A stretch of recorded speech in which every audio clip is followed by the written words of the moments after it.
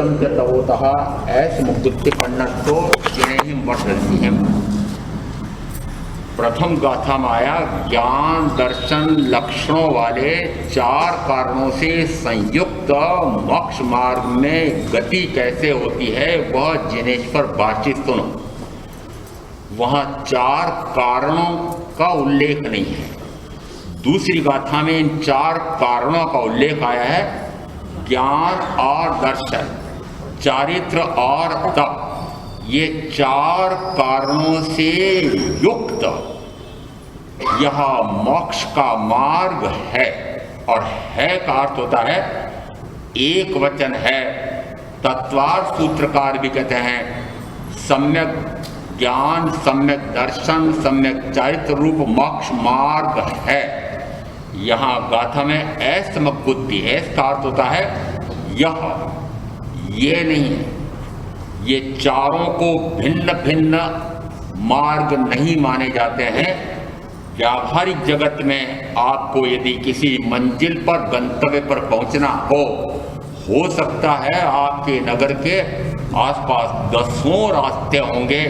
वे 10 रास्ते मंजिल पर पहुंचाने वाले, गंतव्य पर पहुंचाने वाले हैं, परंतु मोक्ष का मार्ग ऐसा नहीं है। यहाँ मार्ग भी एक ही है और मंजिल भी एक ही है। आप यदि कभी ऐसा सोचते हैं कि मोक्ष रूपी तो मंजिल है और ज्ञान का भी मार्ग है, दर्शन का भी मार्ग है, चारित्र का भी मार्ग है और तप का भी मार्ग है, हम किसी भी मार्ग से मोक्ष पहुंच जाएंगे, तो भ्रांति है। यदि 2 हो जाएं, ज्ञान और दर्शन हो जाएं और आगे 2 का अभाव हो तो क्या मोक्ष नहीं हो सकता? यदि 3 हो जाए, ज्ञान दर्शन चारित्र हो जाए और तप ना हो तो 2 का मोक्ष मार्ग नहीं हो सकता। मात्र ज्ञान हो जाए तो ज्ञान से तो मुक्ति हो जाती है, कहा नहीं।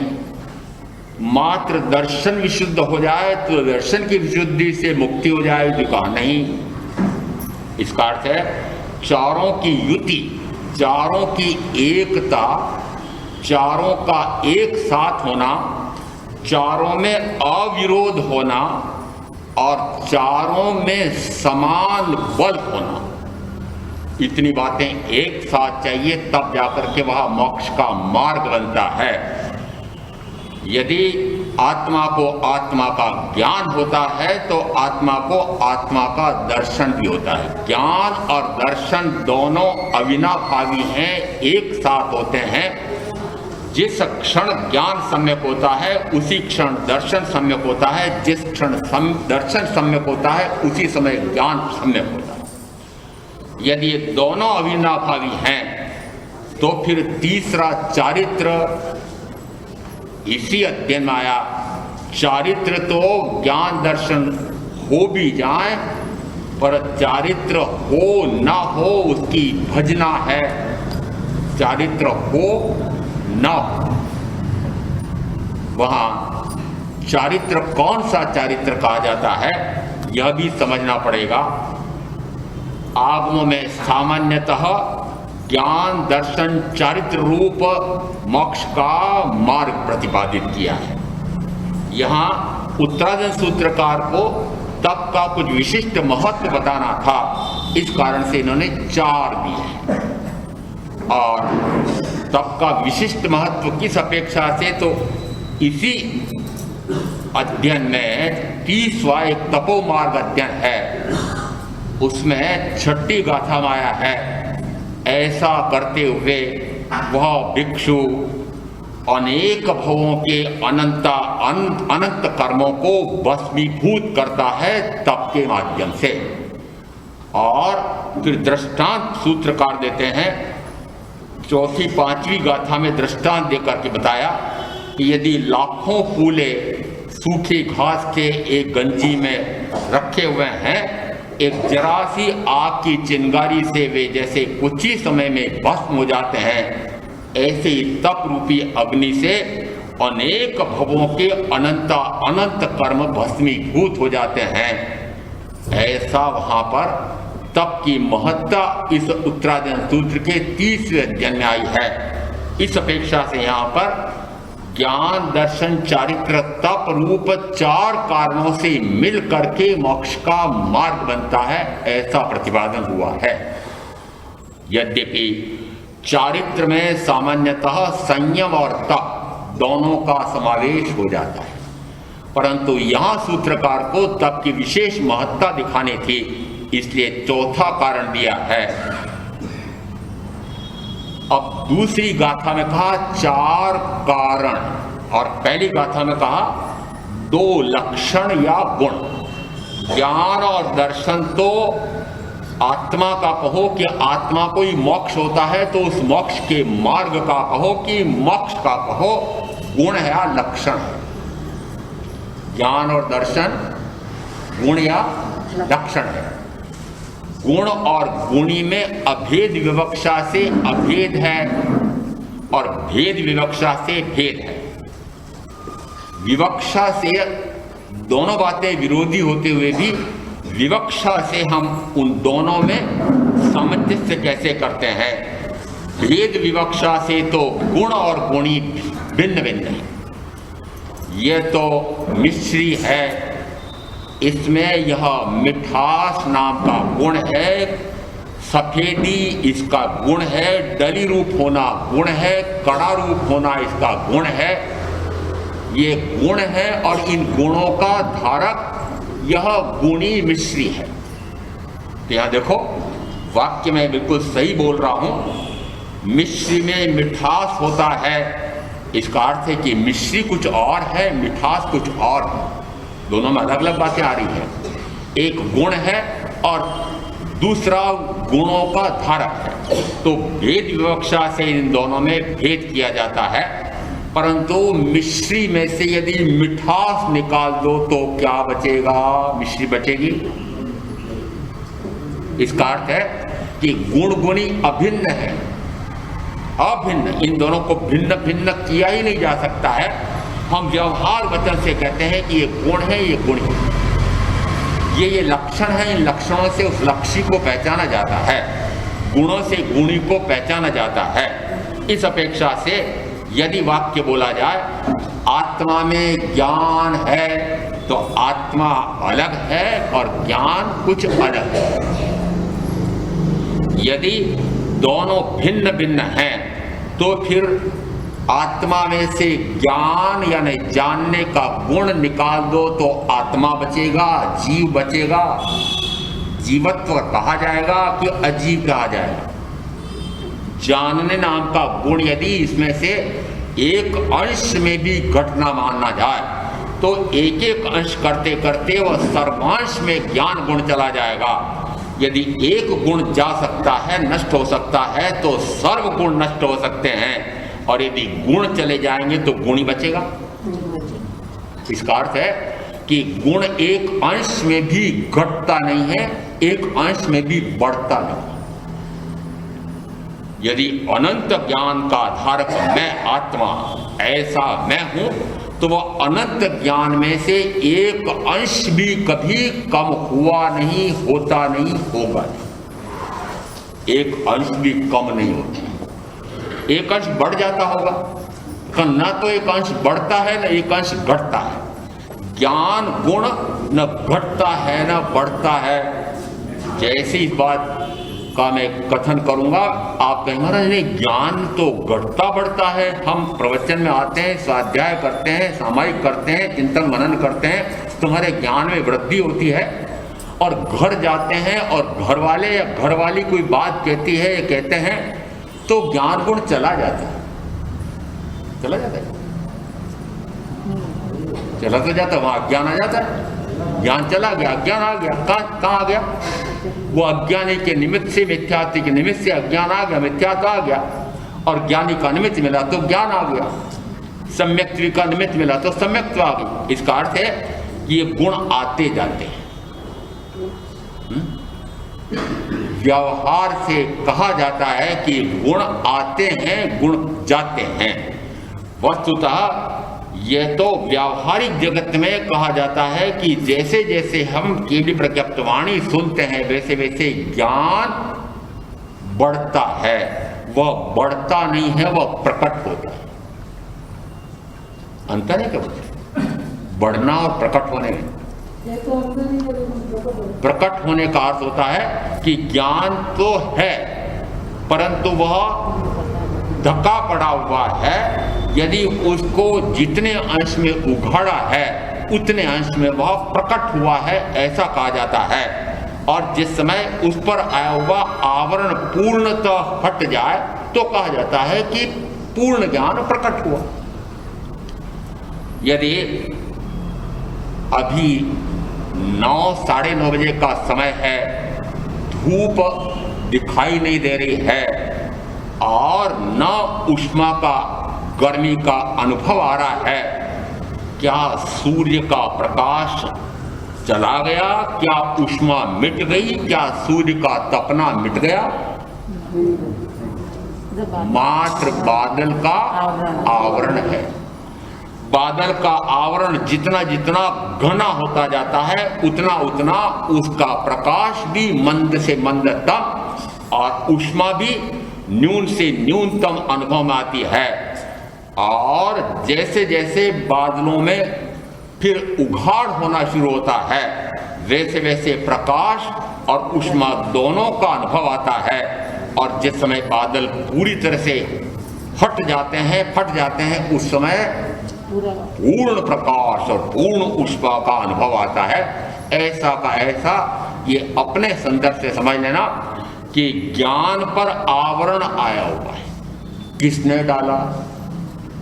एक तरफ तो कहा गया कि मैं अनंत ज्ञान का धनी धारक हूं और दूसरी तरफ ये कौन दुष्ट था कि जिसने मेरे साथ अज्ञान का अंधकार भी भर दिया?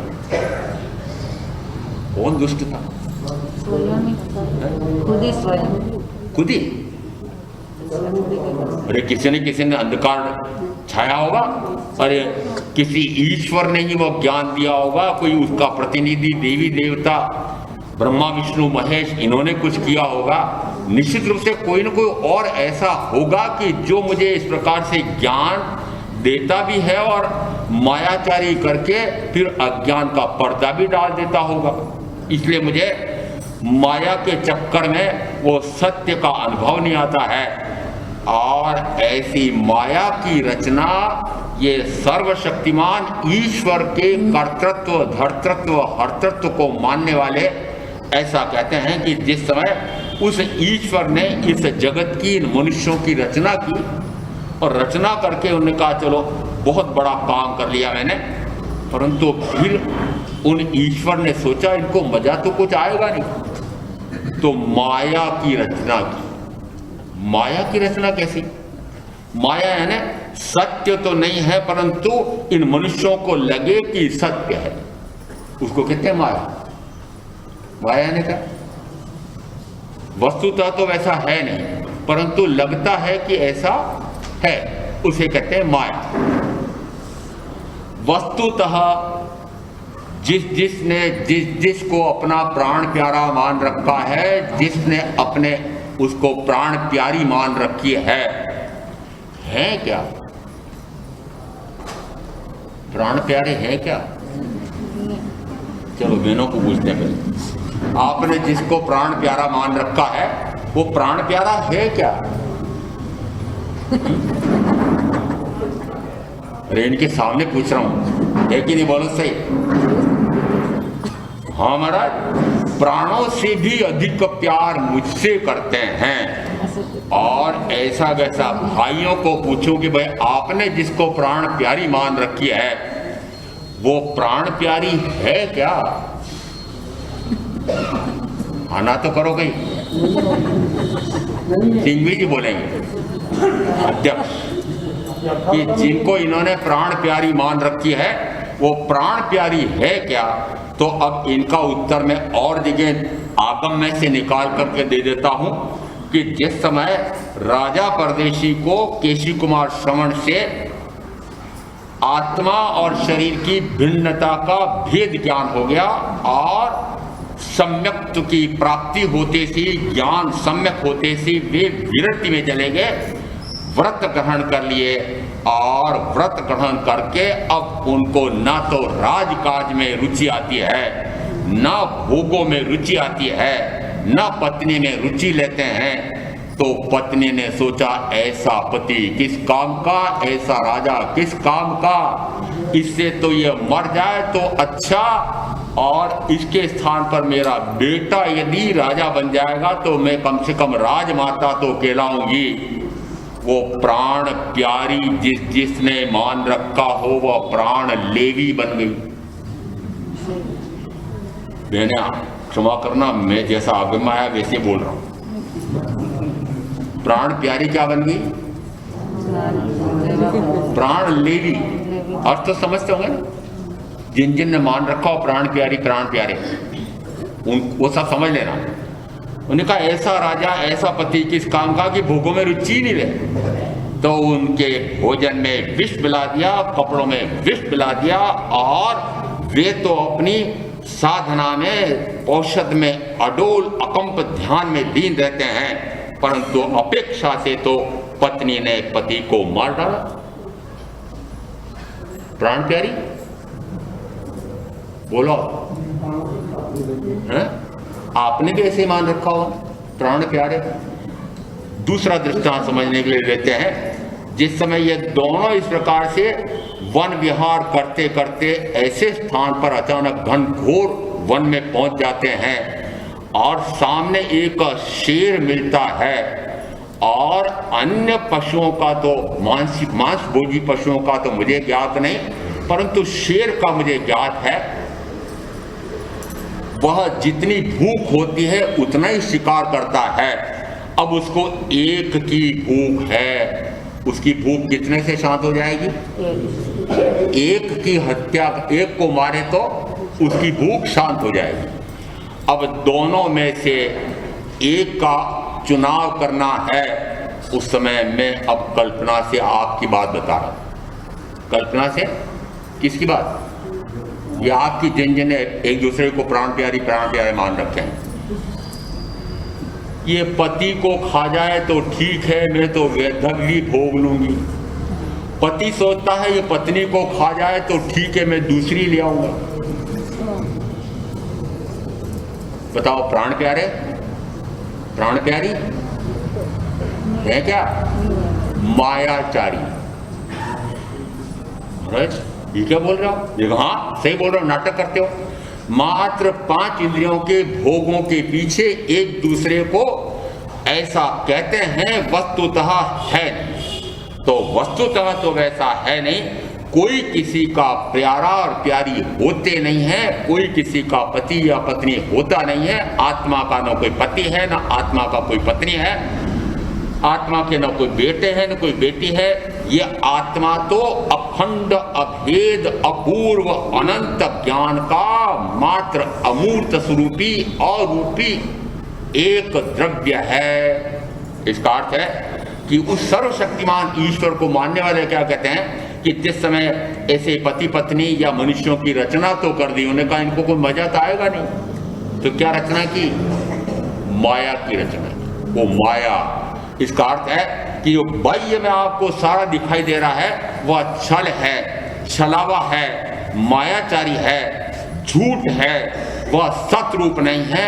जो कुछ आपको इन आंखों से दिखाई दे रहा है, जो कुछ आपको इन अन्य 4 इंद्रियों से जानने में आ रहा है, जो कुछ आपको इस मन से मनन करके अनुभव में आ रहा है, वह सारा पौद्गलिक जगत है, पुद्गल है, मिट्टी है। आत्मा दिखाई देती है। और इन 5 इंद्रियों से, छठा मन से क्या आत्मा का ज्ञान, आत्मा का दर्शन, आत्मा का अनुभव आ सकता है? नहीं आ सकता। क्यों?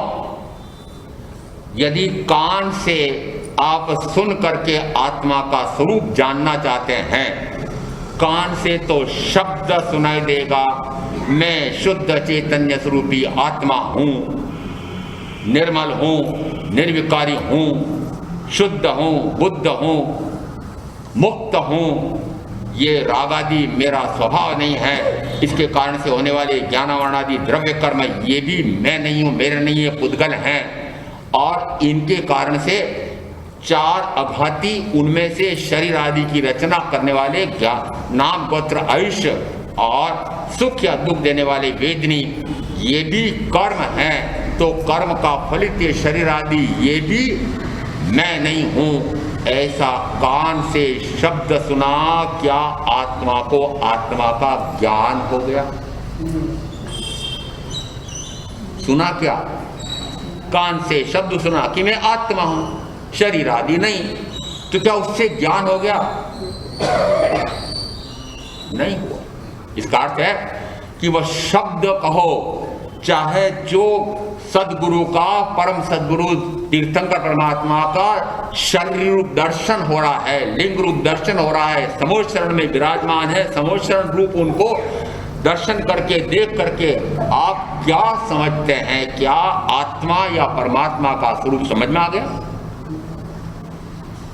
नहीं आया। क्यों? क्योंकि सहायता किसके लिए? इंद्रियों के लिए। इंद्रियां क्या ग्रहण कर सकती हैं? उत्तराध्ययन सूत्र के 32वें प्रमाद स्थान अध्ययन में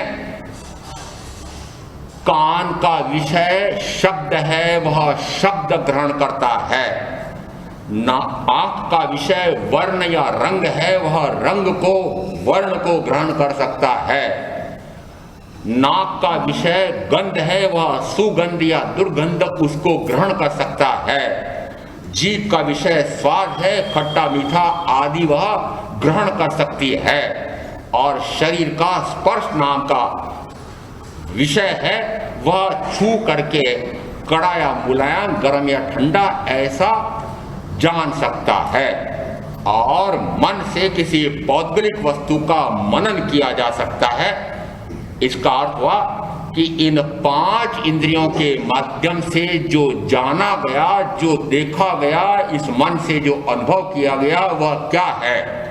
तो जो शब्द है, वर्ण है, गंध है, रस है, स्पर्श है। इन 5 इंद्रियों से क्या क्या क्या जाना जाएगा? शब्द, वर्ण, गंध, रस, स्पर्श। क्योंकि इंद्रियों के माध्यम से आप जानना चाहते हैं। इंद्रियां तो मात्र इन्हीं को ग्रहण कर सकती है, और अब आत्मा को ग्रहण करना है। तो आत्मा की परिभाषा में आया कि न शब्द है, न वर्ण है, न गंध है, न रस है, न स्पर्श है। अब उसको इन 5 और एक छठे मन से कैसे जानोगे, देखोगे? इनमें तो जानने की, देखने की, अनुभव करने की शक्ति है ही नहीं। कुछ अटपटा है। इनमें जानने की, देखने की, अनुभव करने की शक्ति नहीं है। मैंने कितनी महाराज जैसा कैसे कह रहे हो? जैसे ही मेहमान आए थे, बहुत सारे मेहमान थे, और भोजन बनाया, सब्जी बनाई, और सब्जी बना करके और फिर एक चाय का चम्मच छोटा सा लिया, और ऊपर का रसा चम्मच भर करके जीभ पर जरा सी एक बूंद डाली, और आहा क्या स्वादिष्ट बनी है, बढ़िया बनी मम्मी जी, बहुत अच्छी बनी। स्वाद किसने दिया? स्वाद का अनुभव किसको आया? आप भी बता दो। अरे बढ़िया बढ़िया भोजन व्यंजन कीमते हो, क्या करते हो, किसको अनुभव आता? बताओ ना। है? अरे रसना को रस आया ना? आया। यदि वही सब्जी, वही देसी घी का बादाम का हलवा, एक शरीर जिसमें जीभ तो है, उस शव के जीभ पर भी रख करके देखो, स्वाद आएगा? अभी तो कह रहे जीभ को स्वाद आया। जीभ तो है ना, जीभ तो है ना, तो जीभ को स्वाद आता है? अजीब हो नहीं गया, ये अजीब ही है। अजीब हो गया। कब हो गया अजीब? जीव था तब तक तो जीव था, और अब जीव चला गया तो ये 5 इंद्रियां अजीब हो गई। और ये 5 इंद्रियां अजीब ही है। किसकी बनी हुई हैं? वर्तमान अपेक्षा से मनुष्य तिर्यज गति में जिस समय जीव होता है, उस समय औदारिक परगना का शरीर होता है। देव और नारकी में जाता है, उस समय व्यक्ति वर्गणा का शरीर होता है और मन मनोवर्गणा का बना हुआ है, वचन वचन वर्गणा का बना हुआ है। इसका अर्थ है कि ये पांचों इंद्रियां और ये मन ये किसी वर्गणा के बने हुए हैं न पुद्गल हैं। क्या है ये? पुद्गल है ना अजीब। अजीब में जानने की शक्ति, देखने की शक्ति, अनुभव करने की शक्ति। पहले कैसे बोल गए थे कि जीव को स्वाद आया? जीव कहो कि इंद्री में से किसी भी इंद्री को कहो या मन कहो, ये मात्र बाह्य से साधन है और ये साधन भी तब तक कार्यरत होते हैं, कार्य करते हैं जब मैं इनके साथ हूं। ये कार्य कब तक करेंगे? मैं साथ हूं तो, नहीं तो और नहीं तो ओम स्वाहा। क्या स्वाहा समझते हो नहीं? सब मालूम है, बड़े ज्ञानी हो गए, सब मालूम है। स्वाहा कि जिस तरह ये पांचों इंद्रियां तो हैं पर न तो वह जानता है, न वह देखता है, न अनुभव करता है। इसका अर्थ है कि जानने का, देखने का, अनुभव करने का सामर्थ्य, शक्ति, गुण इन पांच और एक छठे मन में नहीं है। वह गुण मात्र आत्मा का है। किसका गुण है ये? आत्मा का गुण है। और आत्मा का गुण यदि है तो उस गुण को प्रकट करने के लिए फिर साधन कौन से चाहिए?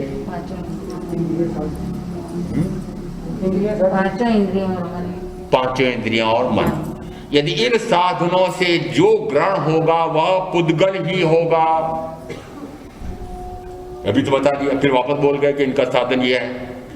यदि आत्मा को जानना है, आत्मा को देखना है, तो आत्मा को जानने के लिए चार इंद्रियां, आत्मा को देखने के लिए चमड़ी की आंखें, ये काम करेगी। आप किससे जानना चाहते हैं इसको? इस आत्मा को किससे जानना चाहते हो? कान से, आंख से, शरीर से? किससे जानना, किससे देखना? मन पुद्गल। अभी तो कहा मन पुद्गल है। अरे पुद्गल से पौद्गलिक वस्तु का ही ज्ञान होगा। ये पौद्गलिक वस्तु की बात नहीं हो रही है यहाँ पर। तो आत्मा को जानना है, आत्मा को देखना है, आत्मा का अनुभव करना है। यह मेरा स्वयं का गुण है। वो स्वयं का गुण कहां से प्रकट करोगे? तो फिर सीधी सीधी बात क्यों नहीं बोले पहले से? बाद में याद आता है। अरे जो मेरा स्वयं का गुण है वह गुण यदि इन इंद्रियों की सहायता लेता हूं तो पर को जानने में काम आता है, और स्व को जानना चाहूं तो इन इंद्रियों की सहायता की आवश्यकता नहीं है। जब तक इंद्रियों की सहायता से आप कार्य करेंगे तब तक पुद्गल जाना जाएगा। क्या वो भी ज्ञान है? वह भी ज्ञान है, परंतु वो ज्ञान किसका है? कि पर पदार्थ का ज्ञान। और पर पदार्थ को जानते, पर पदार्थ को देखते, पर पदार्थ को अनुभव करते कितना काल हो गया? क्या निहाल हुए? क्या निहाल हुए? क्यों? क्योंकि पर यानी पराये को जाना। कैसा जाना? अपना जाना।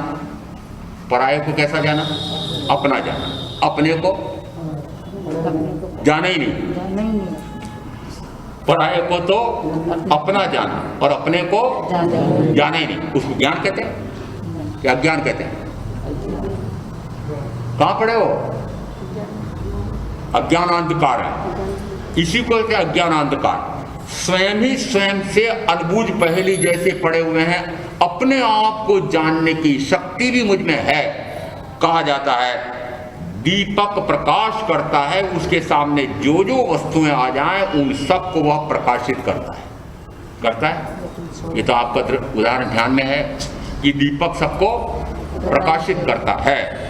परंतु मुहावरा मुझे याद है, दीपक तले कौन से दीपक हो? कौन से दीपक हो?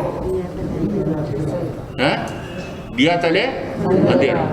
अपने आप को तो जानना नहीं चाहते, अपने आप को जानते नहीं और पराये को अपना जानते हैं। यह ज्ञान। और ये अज्ञान कहीं ढूंढने जाने की जरूरत नहीं है।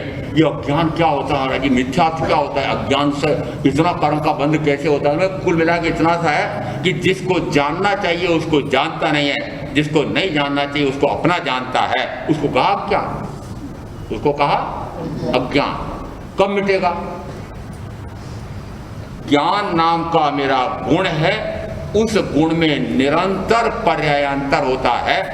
एक दिन प्रवचन में बिंदु आया था कि यदि कोई द्रव्य है तो द्रव्य तो ध्रुव रहता है, परंतु उसके जो गुण हैं उन गुणों में निरंतर परिणमन होता है, पर्यायांतर होता है, पर्याय में परिवर्तन होता है। उसकी दशा स्थिति बदलती है। जिस समय उसकी स्थिति बदलती है उसको बदलने को कहते हैं परिणमन, पर्यायांतर।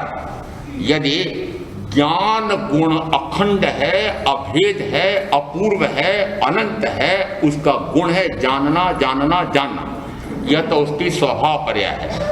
और जानना अपने आप का न करके पर को अपने जानने रूप होता है, उस समय उसको कहा यह अज्ञान पर्याय है, विपरीत पर्याय है, विभाव पर्याय है।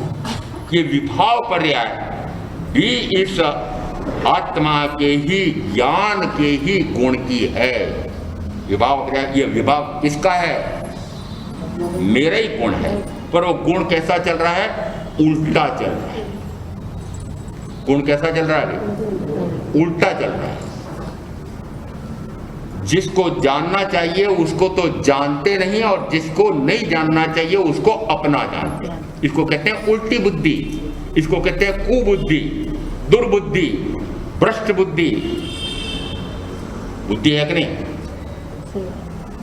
अरे भाइयों को पूछ रहा हूं, बुद्धि है कि नहीं? लाखों करोड़ों का धंधा करने वाले, नौकरी करने वाले, बड़े बड़े ऊंचे पदों पर बैठने वाले, इनकी बुद्धि बड़ी तेज है।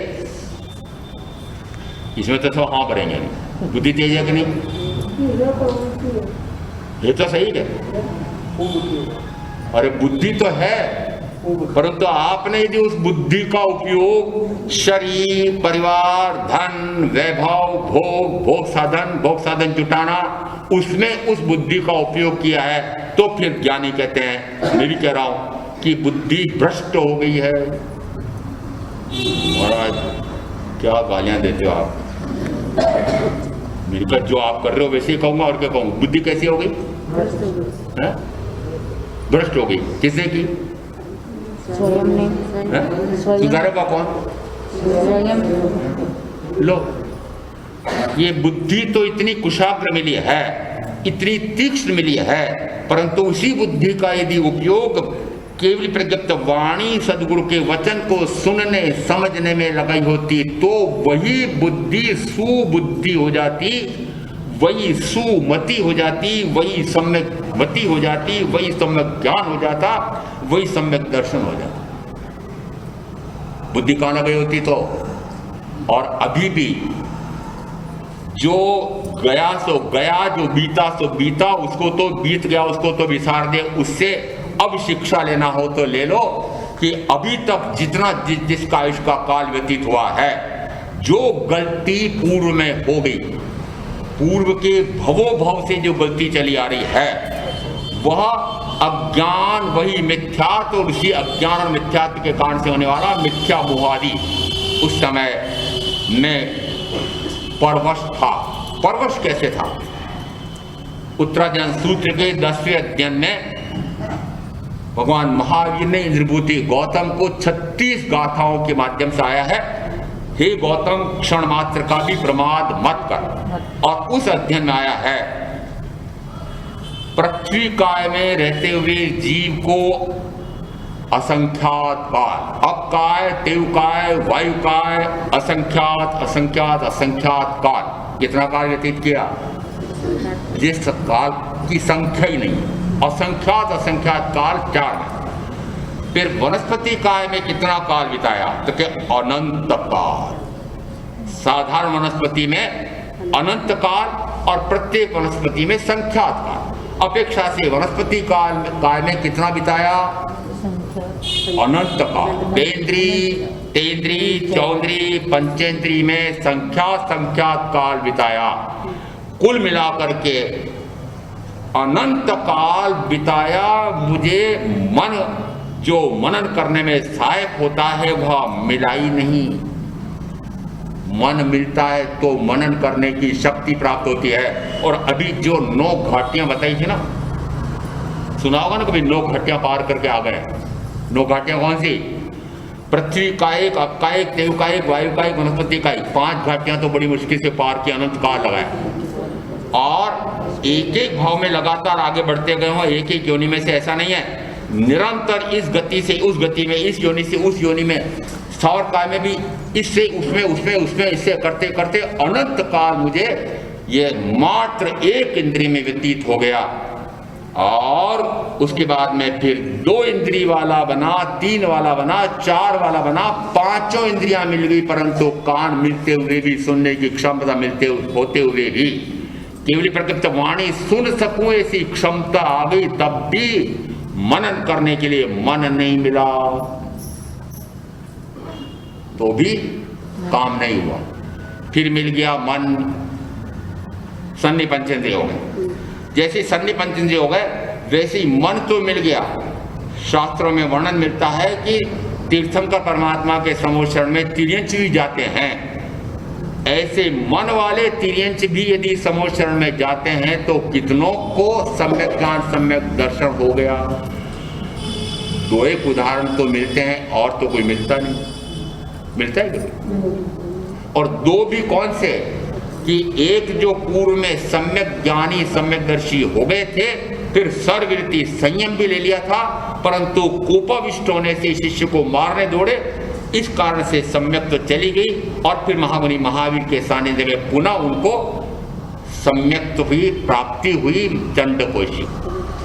दूसरे एक सम्यक हो भी गए थे, देश विरति भी हो गए थे, और फिर सम्यकदर्शी का उनको समागम नहीं रहा, सत्संग नहीं रहा, और मिथ्यात्वियों के सत्संग से उनको पुण्य की प्रेरणा मिली। और पुण्य करने के लिए जैसी दानशालाएं, जैसी भोजनशालाएं, कुएं बावड़ियां और बना बना करके बड़े प्रसन्न होते थे, देखते थे, ओहो मैंने कैसी बावड़ी बनाई है, देखो कितने प्यासे इसमें आकर के प्यास बुझा रहे हैं, ओह मैंने कितना अच्छा कार्य किया है। उस बावड़ी में रह गया भाव, ममता, मूर्छा। कहाँ रह गई मूर्छा? बावड़ी में। फिर क्या बनना पड़ा? जिन जिन ने जो जो कोठी, बंगले, मकान, फ्लैट बना रखे हैं, और फिर उन्हीं में मूर्छित हो कि नहीं हो कि नहीं बहने? हो। यदि ऐसे ही भावों से मृत्यु हो गई तो फिर वहां या तो बेटे की उस कोठी की रक्षा करने के लिए चबूतरे पर कुत्ता बन करके बैठना पड़ेगा, वो बार बार लकड़ी ला करके भगाएगा, उसको क्या पता मेरे पिताजी हैं, मेरी रक्षा करने के लिए कुत्ता बन करके आए हैं। क्योंकि भाव कहाँ रह गया, मन कहाँ रह गया, अटक कहाँ गया? अटके रहो। और यदि उसकी धन की, जिसको धन में ममता, मूर्छा है, यहां तो किसी की नहीं। अरे ममता मूर्छा है कि नहीं धन में? हाँ, यदि ऐसी ममता मूर्छा के साथ यदि कालचंद्र दबोच करके ले जाएगा, उस समय उसी में यदि भाव रह गया तो फिर उस धन की रक्षा करने के लिए सांप बन करके घेरा डाल करके बैठे रहोगे तिजोरी के आसपास, बेटे की धन की रक्षा करोगे। अरे कहाँ भाव रह रहा है? जिस समय ये इनका बावड़ी के मैंने कितनी अच्छी बनाई है, इतना सा भाव रह गया, और उसी में मेंढक बन करके जन्मना पड़ा। सोच लेना, उनको भी समोचरण लगा है, ऐसा सुनते हैं और पुनः सम्यक आती है। और मैं भी समोचरण में जाऊं, ऐसा भाव करते करते जैसी जा रहे होते हैं वैसे ही महाराजा श्रेणी के सवारी भी जा रही थी समोचरण में। एक घोड़े की टाप से मृत्यु हो गई और देवगति में और अगला भाव करके माप जाएंगे। दोनों जीव इस प्रकार के हैं। इसका अर्थ है कि यदि मन वाला तिर्यंची भी बन गया, तब भी मेरे पास बुद्धि ऐसी नहीं थी जैसी मनुष्यों के पास होती है। कहा जाता है ये पंचेंद्रिय जीव भी बुद्धिमान तो हैं। आपका अनुभव होगा, पुराने भाई बहनों का हो सकता है, यदि किसी ने गाय पाली हो, प्रतिदिन उसकी सेवा चाकरी करने वाला यदि दूध दूहने बैठे तो पाव दूध ज्यादा दे देती और दूसरा बैठे तो लात में मार देती, पाव ही नहीं उतारती। बुद्धि है कि नहीं है? वो पीठ पर हाथ फिराने मात्र से समझ जाती है, एक जरा सा हुंकार पद जाप से समझ जाती है कि मेरे स्वामी, मेरे सेवक ऐसे अच्छे आए हैं, ऐसा उसको भी भान हो जाता है। बुद्धि है कि नहीं है? बुद्धि आप जैसी है कि कम है? है तो सही पर कम है। इसका अर्थ है कि यदि तीरंज सन्नि पंचेंद्रिय में बन गया तब भी बुद्धि मनुष्यों जैसी नहीं मिली।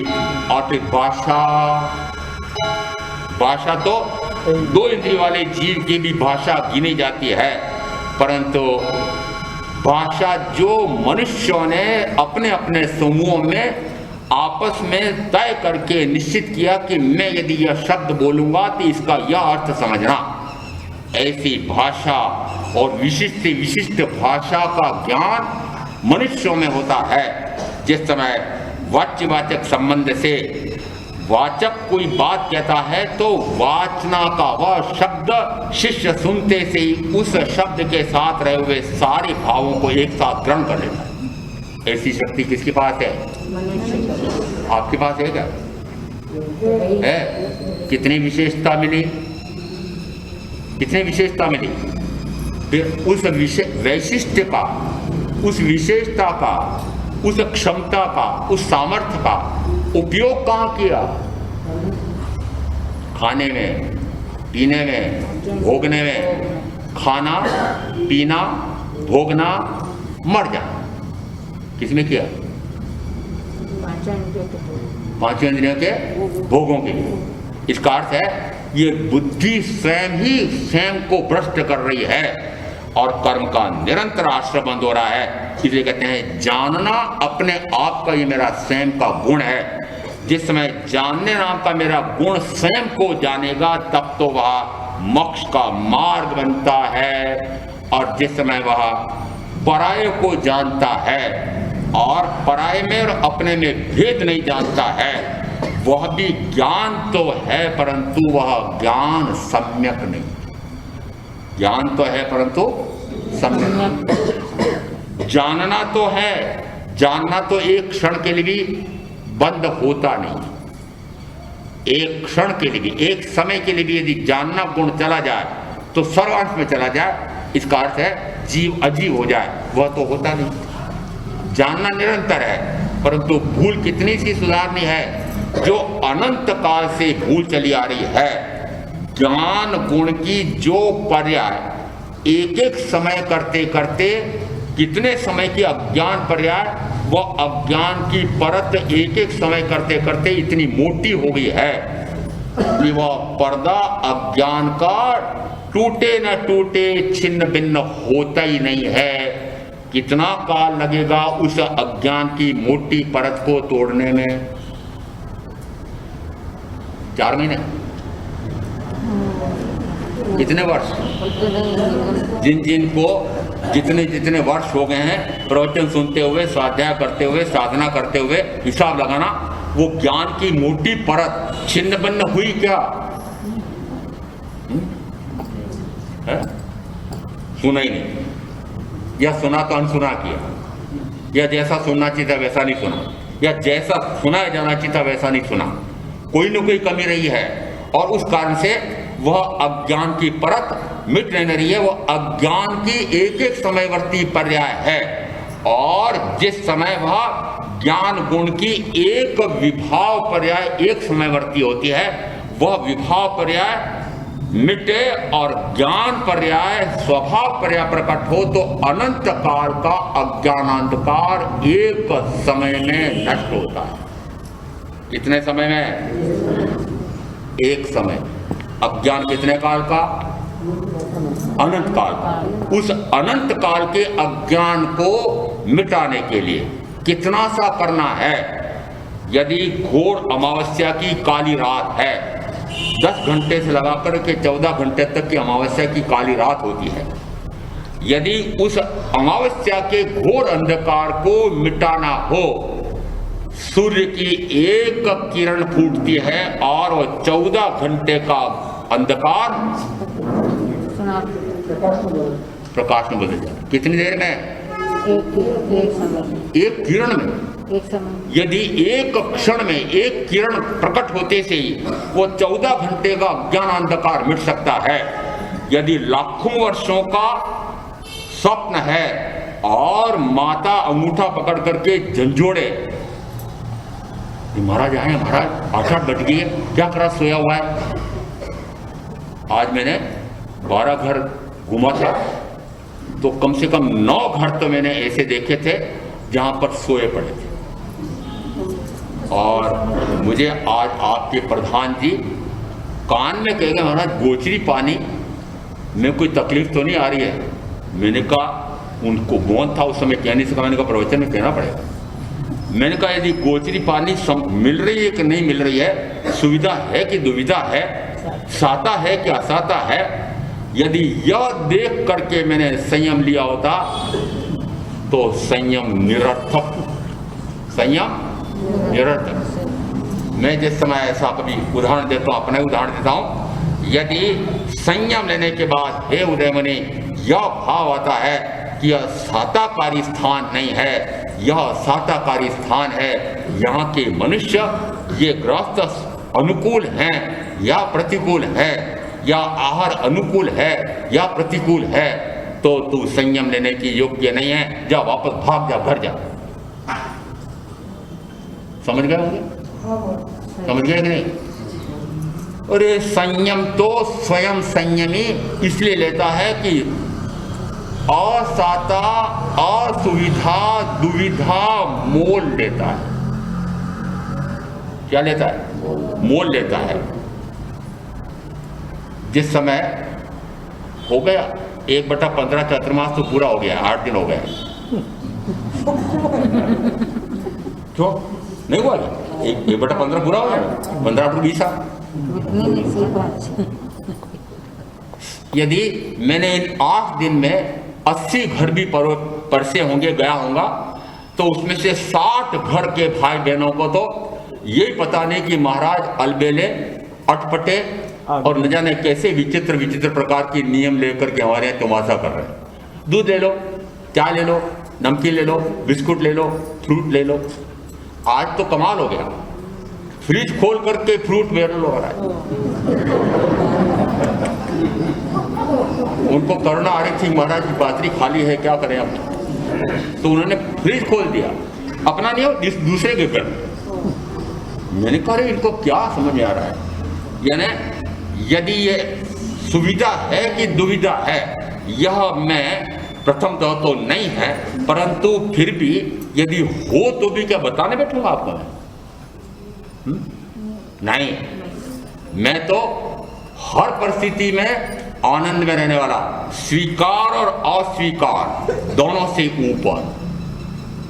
स्वीकार है, जो है वो स्वीकार है, ये भी नहीं, जो है वो अस्वीकार है वो भी नहीं। स्वीकार और अस्वीकार से तीसरी भूमिका, न स्वीकार न अस्वीकार, ऐसी स्थिति में आने वाला वो कहलाता है संयम।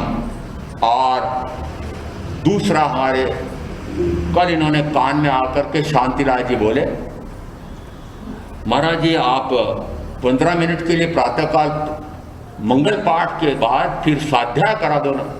मैंने कहा मैं 9 बजे से 9:15 बजे से स्वाध्याय शुरू करता हूँ और उसके बाद 4:30 बजे तक जितना स्वाध्याय सुनना हो वो सुन सकते हो, परंतु इनको उस समय नहीं सुनना है।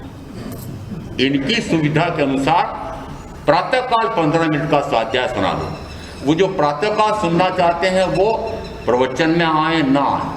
दोपहर के स्वाध्याय में 8 दिन हो गए हैं, ये परेशानी आ रही है।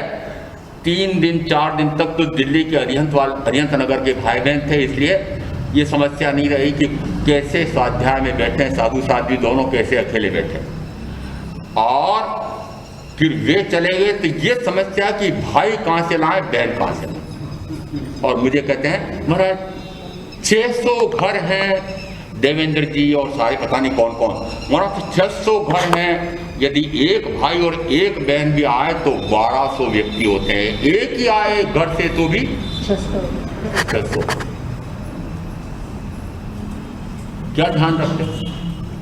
मैं तो अन्य बातों के लिए तो नहीं कह सकता, पर यह निश्चित कह सकता हूं, मुझे एक भाई कल कह रहे थे, महाराज एक संत का चतुर्मास, हमारे यहाँ 20 साल का इतिहास है इसका, एक संत का पहले चौमासा हुआ था, वो हम एक गांव के रहने वाले समझ लो, वो कंवर चंद जी महाराज, और दूसरा ये कहते हैं एक संत का वापस चौमासा 20 साल। कुछ उमंग है, उत्साह है, उल्लास है, क्या है? वस्तुतः यदि स्वाध्याय करने बैठे और ये समस्या आ जाए कि भाई बहन नहीं है, मुझे कोई अंतर नहीं पड़ता है। प्रवचन में यदि एक भाई भी बैठे तो मैं प्रवचन प्रारंभ करता हूं, और ऐसे अवसर भी आए हैं कि मैंने 2.5 व्यक्तियों को 1 घंटे तक प्रवचन दिया था एक बार। इसलिए मुझे इस बात की चिंता नहीं है कि आप एक बैठे कि 1000 बैठे, परंतु ये आपको सोचना है कि यदि हमने चतुर्मास कराया है तो हमें अधिकाधिक उत्साह से, उमंग से, उल्लास से स्वाध्याय में, प्रवचन में, तत्व चर्चा में, आपकी सुविधा के अनुसार नहीं, प्रवचन आपकी सुविधा के अनुसार, अन्य संयमी की सुविधा के अनुसार, अन्य में आप जब चाहो जब नहीं हो सकता है। इसे कहते हैं जिस समय ये ज्ञानार्जन का अवसर आता है उसी समय चूक होती है। चूक कहाँ होती है? ज्ञानार्जन का अवसर आता है उसी समय। सारे बहाने स्वाध्याय और सामायिक के समय, सारे बहाने प्रवचन सुनने के समय, इस प्रकार के बहाने बनाने वाले कभी कल्याण का मार्ग पकड़ सकते हैं? बहानेबाज और कल्याण कैसे हो सकता है? चाहे मरणांतिक कष्ट आ जाए, चाहे मरण का काल आ जाए, तब भी मुझे प्रथमतः ये इस आत्मा का कार्य करना है। यह सबसे महत्वपूर्ण है। ऐसा जब तक अंदर में दृढ़ संकल्प नहीं होगा तब तक साधना का प्रारंभ नहीं हो सकता है। यहाँ कहा है ज्ञान और दर्शन ये 2 तो लक्षण हैं या गुण हैं। पहली गाथा में तो कहा ये दोनों गुण हैं, और दूसरी गाथा में आ गया ज्ञान और दर्शन, चारित्र और तप, ये 4 कारण हैं। कारण का अर्थ होता है कार्य और कारण में संधि होती है। कारण या निमित्त कारण यदि मिल जाए और उपादान यानी आत्मा यदि उस निमित्त कारण के अनुसार कार्य करता है तो कार्य की सिद्धि होती है, उसको कहते हैं कारण। कारण तो विद्यमान हो और कार्य हो न भी हो, कारण तो विद्यमान हो। अब इसको पहले कर्म के आश्रय बंध में गिनने कि कर्म के आश्रय का कारण है रागादि का कराने वाला कोई व्यक्ति। यदि रागादि कराने वाला व्यक्ति निमित्त बन करके खड़ा है और यदि उपादान आत्मा आप उस रागादि कराने वाले के निमित्त कारण के अनुसार कार्य करते हैं तो कहा जाता है कि कार्य सिद्ध हुआ। कौन सा कार्य सिद्ध हुआ? कि कर्म का कार्य हो गया, कर्म का उपार्जन हो गया। उसी प्रकार से यदि वीतराग के वचन का निमित्त कारण तो हो और वीतरागता प्रकट ना हो, आ रहा समझ में? निमित्त कारण तो है, ज्ञान का निमित्त तो है, परंतु ज्ञान प्रकट नहीं हो रहा है क्योंकि वह सुनता ही नहीं है, या सुनता है तो अनसुना करता है, या सुनता है तो श्रद्धान नहीं करता है, श्रद्धान करता है तो प्रतीति रुचि अनुभव नहीं होता है, और यदि प्रतीति रुचि भी हो जाए तो फिर सामर्थ्य नहीं उपड़ता है, पराक्रम नहीं होता है। इसका अर्थ है कि कारण तो विद्यमान हो पर कार्य सिद्ध हो ना हो। अब यहाँ पहली गाथा में ज्ञान यह गुण या लक्षण है, दूसरी गाथा में ज्ञान मोक्ष मार्ग का मात्र कारण है। दूसरी गाथा में क्या दिया? चौ कारण संयुक्तम, ऐसा तो पहली गाथा में आया। और 4 कारण कौन से दिए? तो कहा नाणम च दंसन चेव चरितम च तवोता ऐस्मगुत्ते पन्नतो जिन्हें वर्धन सिंह, जिनवरेंद्रों ने, जिनमें वर ऐसे उनमें भी इंद्र समान, ऐसे जिनेन्द्र ने, जिनवरेंद्र ने ये 4 कारण बताए हैं, उन 4 कारणों से मोक्ष का मार्ग बनता है। और इन 4 कारणों में गिन लिया ज्ञान। अब ज्ञान कारण का बनता है कि जिस समय ज्ञान मात्र शब्द रूप होता है, शब्द रूप करते करते यदि आचारांग आदि का इतना ज्ञान कर ले कि वह 9 पूर्वों से अधिक और 10 पूर्वों से न्यून तक का ज्ञान कर ले, परंतु आत्मज्ञान हो न हो, आत्मज्ञान हो न हो भी सकता है। क्यों? क्योंकि आचारांग आदि का ज्ञान आत्मज्ञान के लिए सहायभूत है। आचारांग आदि का ज्ञान सदगुरु के माध्यम से जिसमें हम समझते हैं, तत्व स्वरूप आत्मस्वरूप समझते हैं, तो उसी से आत्मा का स्वरूप समझ करके आत्मा का ज्ञान और भान होता है। इसका अर्थ हुआ कि आचारांग आदि निमित्त कारण है, ज्ञान का निमित्त तो है, परंतु ज्ञान प्रकट हो ना हो उसको कहा जाएगा कि वह कारण ही है, कार्य सिद्ध नहीं हुआ है। अब ये शब्द श्रुत या शब्द ज्ञान या तोता ज्ञान या पोथा ज्ञान, और उसके साथ में एक शब्द, ये जो पोथा ज्ञान दिया है उसका उदाहरण दे देते हैं। जिस समय चांदनी चौक में चातुर्मास था, उस समय मैंने देखा वहां पर सकड़ी सकड़ी गलियां होती है, और यदि भवन निर्माण कराना हो, पुनर्निर्माण या मरम्मत कराना हो, तो गधे पर ईंट, चूना, पत्थर, सीमेंट आदि गधे की पीठ पर लाद के ले जाते, इतना बोझा लाद देते उसके ऊपर। एक दिन उन्हीं गलियों में एक पुराना स्थानक था, वहां पर आगम शास्त्र पड़े हुए थे। उन लोगों ने कहा चांदनी चौक के स्थानक में इनको पहुंचाना है, तो उस गधे की पीठ पर उस दिन वो 32 के 32 आगम और बहुत सारे शास्त्र भर दिए। वो गधा बड़ा प्रसन्न हो रहा है। हो रहा था क्या? अरे प्रतिदिन तो उसके ऊपर ईंट, चूना, पत्थर लादा जा रहा था, और अब क्या लादा जा रहा है? ऐसे ही किसी ने एक गाथा, एक आगम, एक शास्त्र, 32 शास्त्र का बोझा तो लाद लिया है, परंतु अंदर में आत्मज्ञान हुआ हो ना हुआ हो। यदि आत्मज्ञान हुआ हो तो वह मोक्ष का गुण हो गया, आत्मा का गुण प्रकट हो गया। यदि ज्ञान तो हुआ नहीं और बोझा खूब लाद लिया, खूब रट लिया, घोट लिया, परंतु आत्मज्ञान नहीं हुआ, तो कहा जाता है वह कारण तो है, परंतु आत्मा के कार्य की सिद्धि नहीं हुई है। ऐसा तत्व का स्वरूप समझ करके आप जो साधना करेंगे उनका अवश्य कल्याण होगा।